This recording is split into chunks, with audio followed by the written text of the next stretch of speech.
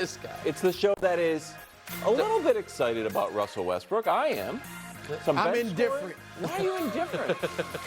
How can you be indifferent? Your feelings are hurt about Bruce Clippers? Yeah, Who's probably. No. That's probably it. You've probably nailed it. Brew also literally, for all we know, got to work 6 minutes ago. We're not sure. Well, I got here as late as possible, so I didn't have to hear you guys talking about God knows what. Let's go. First things first. Let's talk about inventions in ice shapes. Today, well, here's a novel idea. One Cowboys legend says the Cowboys should trade Dak Prescott. Kind of. We'll discuss. Okay. Kind of. Meanwhile, the new quote that makes us think that Devontae to the Jets still has a heartbeat. Look at Aaron go. Wow. And finally, the most motivational segment in all of sports, the Bud List. With a new intro? Yes, a brand new Wow, intro. I'm intrigued. You know what we're going to do now? What? YouTube comments rather than letters. Oh, okay. Real ones? Yes, 100% Not real. ones that you put with your burner account? I would never have used my burner Also, account and put it on the show. if I may, Brew, we might be able to expand the Bud List soon.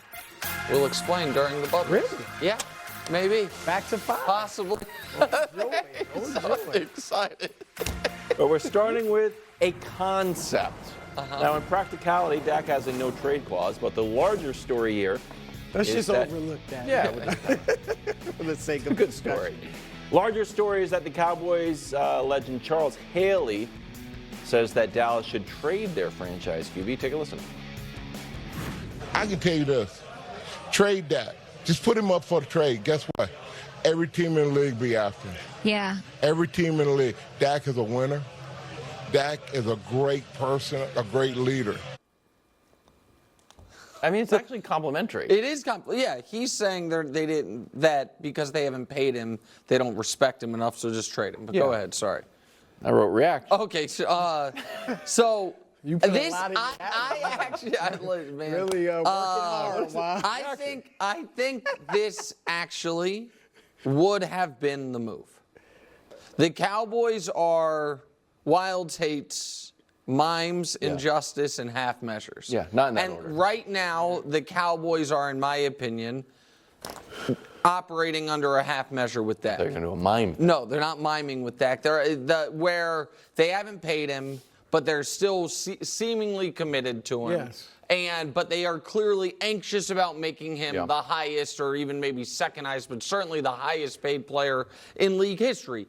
And if you unwind this to before the draft, would the Pittsburgh Steelers have given you 3 first-round picks for Dak Prescott? I think so. I think that with you look at the Russell Wilson or Deshaun Watson trades as somewhat of precedent. Would the Raiders have given you 3 first-round picks for Dak Prescott? I think so.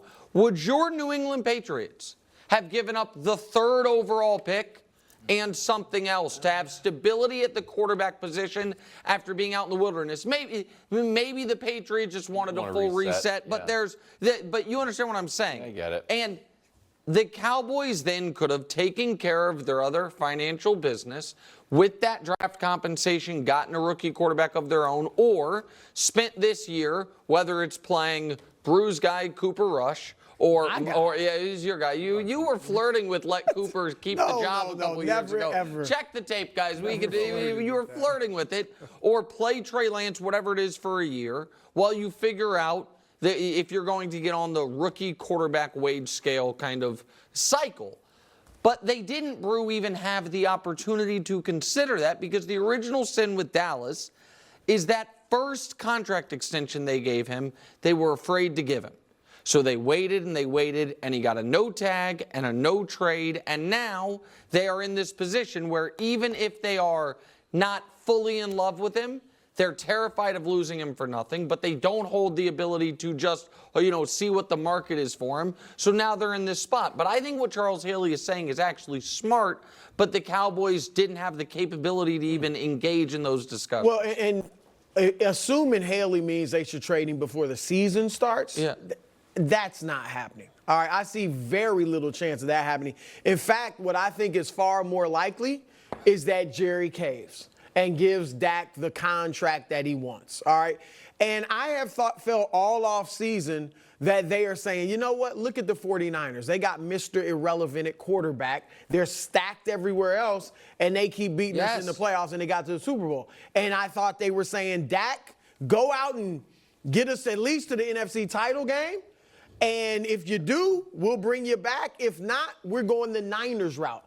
I'm not so sure now that that's what they're doing. Okay. I actually think this is just par for the course with Dallas, where they continue every single negotiation, it seems.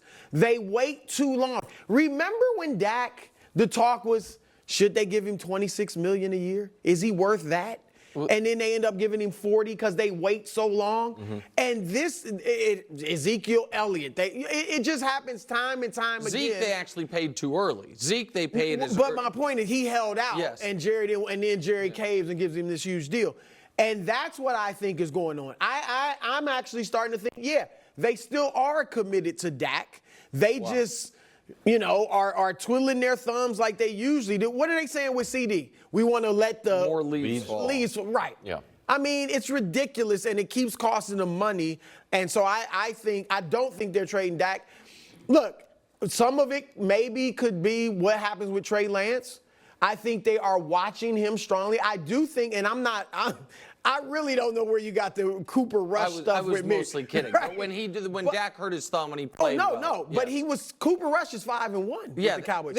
So I think Jerry Jones. I knew it. I know you like it. No, I think Jerry may be looking at that and saying, we're 5-1 with Cooper Rush. Right. That's Trey Lance, he's obviously working with Mahomes, his quarterback coach. So maybe I think they are watching him closely in practice. Well, they have to because they don't have a quarterback under contract for next season. Not this coming season, for next season. They don't have They don't have Trey. They don't have Cooper. Now they could obviously bring back Trey or Cooper very cheaply.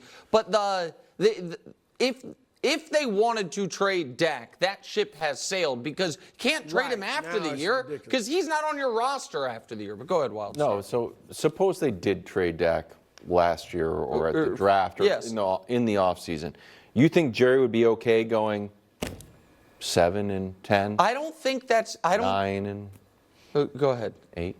Why are you saying I just think I don't want why you were 12-5. Why are you getting off the 12-5 train? Well, no. So the idea because you can't get first, you haven't been getting first. Well, you're going to go back. Are you willing to pay him $60 million? So I don't think, and I disagree with the idea that in today's NFL, going young at quarterback means you're going backwards. Sometimes it does, but. What we have seen more than ever as of late is guys, when their first opportunity is starting, when they've got it, you know it. Now there is, and this isn't a shot at him, there is to me, Josh Allen's more of an exception. When he first got his opportunity, he struggled mightily, and then he became a star. Mm-hmm. But Justin Herbert was 90% of what he is now as a rookie. Jordan Love, it took him a month and a half of playing. He was a lot different. Well, when we first saw him, I know it was in small for one pieces. game when Rodgers had COVID against the Chiefs. Don't you think he looked completely different? I do, but I also think that's because you're not getting starter reps. They're not building it around you. Like CJ, I think we don't know fully what Trevor is. I mean, we know he's good, but do we know he's good or great? We're not sure about that. That's totally fair. I'm not saying it's everybody, but once upon a time, my point was the thought process in the NFL was, oh man. Drafted a quarterback. If he plays as a rookie, even if he's Peyton Manning, you're going to go 3-13 like Peyton did or whatever they But to me, that's not the case anymore. Offenses, there is enough way to game an offensive system to make it plug and play for a quarterback like it was for Dak as a rookie. You know what I mean? When they went 13-3. And so I don't think they would be looking at it as we're punting on everything. Forget the fake trade of this offseason. If next year they don't have Dak Prescott, but they have all this talent around him, and they end up going with a young quarterback either through the draft or if they see something in Trey in this offseason. I don't think that's giving up on things. I don't think it wasn't giving up on things when the Niners, let's just forget Purdy so we don't have to argue about it. The Niners opted into going with Trey and thinking, you know what, now that didn't work out. It kind of did because of Brock, but whatever. But they didn't think, well, now we're going to be 6-10. They thought we are going to keep this thing rolling with this rookie quarterback that we just drafted. No, but that may have been one of the worst decisions of all time that they just got bailed out on. Purdy saved them. Well, Yeah. okay, but maybe so. But then just pretend they drafted Purdy 3rd overall. The point is, it's still a rookie quarterback or a second-year quarterback that you are plugging into an existing system, and it's working. No, it's what the Colts think is going to happen this year with Anthony Richardson. They won 9 games last year. They think they're going to be good this year with him. Okay. Meanwhile, FoxSports.com reporting that the Cowboys are the most bet-on team to go under